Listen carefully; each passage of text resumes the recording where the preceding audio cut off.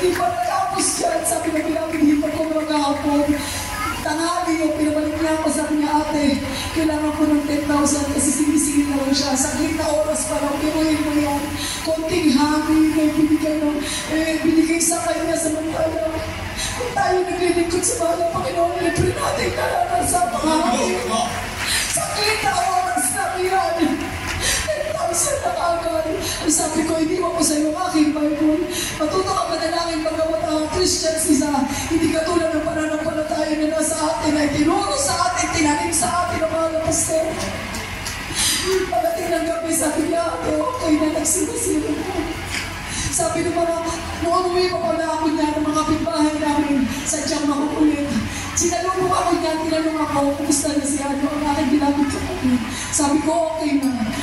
Sabi nila, pasalamat ka sa mahal na Diyos nila. Sabi ko naman sa kanila, hindi ang Diyos yun.